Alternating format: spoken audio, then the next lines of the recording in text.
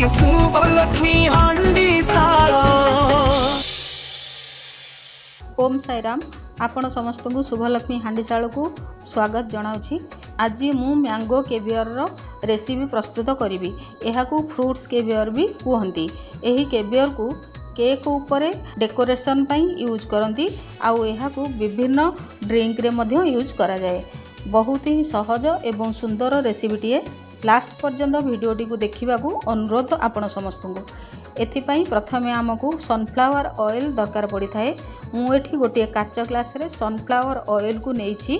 एबे यही ऑयल को आमे 2 घंटा पाई फ्रिज रो कंपार्टमेंट रे रखिदबा। एबे मु आंब को धोईकी पोछि नेइची। एहाकू आमे छोट छोट पीस रे काटी देबा एवं ग्राइंडर जार रे एहार गोटे फाइन पेस्ट प्रस्तुत करदेबा।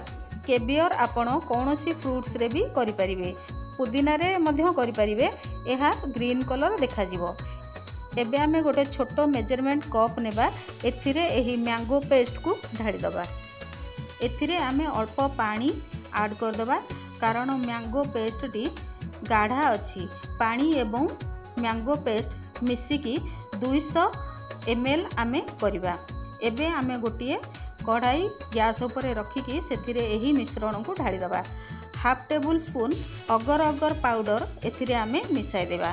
एहा प्रत्येक केक शॉप रे मिली जिवो। आपण ऑनलाइन रे भी मगाई परिवे। एबे एथिरे 2 टेबल स्पून चीनी पकाइबा। ए सब को मिक्स करिकी आमे एहाकू 5 रु 7 मिनिट पर्यंत कुक करिबा। याकू एबे अल्प ठंडा करिबा। मु एठी गोटे सॉस बॉटल नेची। आपण सिरिंज रे मध्य केवियर बनाई परिवे। सेथिरे छोट छोट केवियर बनिवो। मु किंतु सॉस बॉटल रे बनाउची। आपण निज हिसाब रे बनाई परिवे। एबे फ्रिज रे रखिथिबा ऑयल को 2 घंटा होई सारिछि। आमे एहाकू एबे यूज करिबा। एबे एथिरे आमे ड्रॉप पकाई चलिबा। गोटिए गोटिए ड्रॉप पकाई चलिबा। ऑयल रे जाईकी एहा पॉल रो शेप नै जिवो। एबे एहाकू आमे गोटे चा छणा रे छाणी देबा एवं एहाकू भलसे पानी रे धोई देबा। एथिरे ऑयल रो स्मेल चली जिवो।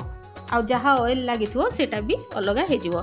एबे आमर मैंगो केवियर प्रस्तुत हो गला। देखंतु केमिति मोती दाना परी होईची केवियर। आपण को मोर एही रेसिपीटी केमिति लागिला निश्चय कमेंट माध्यम रे जणाइबे। मो चैनल को नुआ देखुथिले सब्सक्राइब करने को अनुरोध। मु एमिति नुआ नुआ रेसिपी रो वीडियो नहीं आसीबी। आपण मो चैनल को लाइक सब्सक्राइब और कमेंट करी मोते आगु को बढ़िया पई प्रोत्साहित करंतु। धन्यवाद।